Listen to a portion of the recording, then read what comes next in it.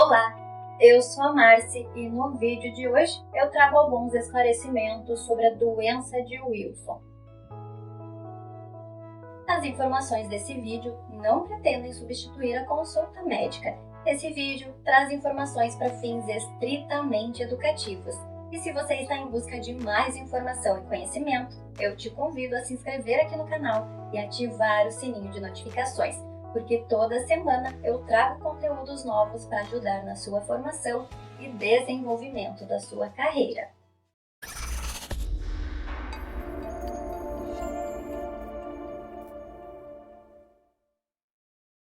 O que é doença de Wilson? A doença de Wilson é um distúrbio bastante raro, hereditário, no qual o organismo tem dificuldade em metabolizar o excesso de cobre. No organismo, existe um gene responsável pela metabolização do cobre, o gene ATP7B. Esse gene se apresenta defeituoso em pacientes com essa doença. Em indivíduos sem a doença, o excesso de cobre é metabolizado pelo fígado e excretado na bile. Então, o gene ATP7B é expresso predominantemente em células do fígado. Ali, o gene codifica uma proteína cuja função é exportar o cobre para fora das células em direção ao plasma. Porém, em indivíduos com doença de Wilson, o excesso de cobre fica acumulado no fígado, o que traz danos ao paciente. Sintomas. Um dos primeiros sintomas que um paciente com doença de Wilson apresenta são anéis esverdeados ou dourados ao redor da córnea ocular. Esses anéis são chamados anéis de Kayser-Fischer e são fontes indicativos da presença da doença. Além disso, o paciente também pode apresentar hepatite ou cirrose hepática. Nas mulheres, são comuns alterações menstruais, anemia hemolítica e abortos de repetição. Por último, sintomas neurológicos como tremores, dificuldades de falar ou engolir, movimentos involuntários e até mesmo psicoses, esquizofrenia ou doença maníaco-depressiva, por exemplo. Diagnóstico. Por ser uma doença rara, nem sempre o diagnóstico da doença de Wilson é fácil. Em geral, existe suspeita da doença em função dos sintomas, principalmente pelas alterações de personalidade, tremores, movimentos involuntários e pelos anéis, além da hepatite crônica. Assim, o diagnóstico pode ser obtido através de exames oftalmológicos e exames de sangue. No caso do exame de sangue, o mais indicado é a dosagem de uma proteína portadora de cobre, chamada ceruloplasmina. A dosagem do cobre excretado na urina também é um bom indicativo da presença da doença.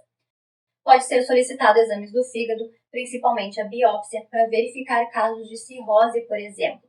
Como a doença é hereditária, os exames também podem ser feitos em crianças caso apareçam algum sintoma. Porém, essa doença é bem rara em crianças, aparecendo mais em jovens e adultos. Tratamento.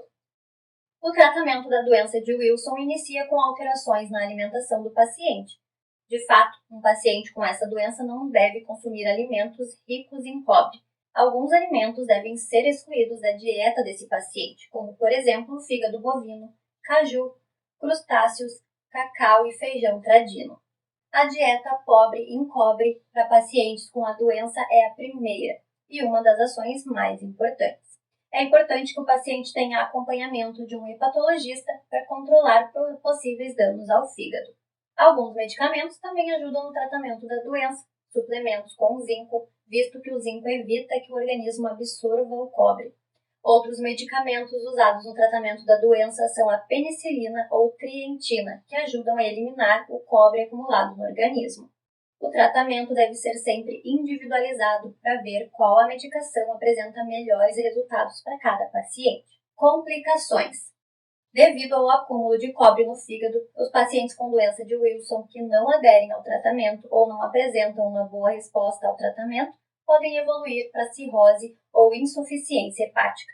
Por isso, é fundamental que o paciente faça o tratamento de forma correta e não o interrompa, além de monitorar constantemente as doses de cobre no organismo. Para esses pacientes, o transplante de fígado é a melhor alternativa de tratamento. Doença de Wilson tem cura? Infelizmente, a doença não tem cura, mas o tratamento é eficaz em prevenir as complicações, desde que o paciente faça o acompanhamento médico frequente e o tratamento de forma contínua. Lembrando que temos aqui no canal uma playlist completa falando sobre várias doenças. Se quiser aumentar o seu conhecimento, eu vou deixar o link aqui na descrição. E se você chegou até aqui, deixe o seu like no vídeo, que ajuda muito o meu trabalho. E assim eu continuo trazendo mais conteúdos. Eu espero você no próximo vídeo. Até lá!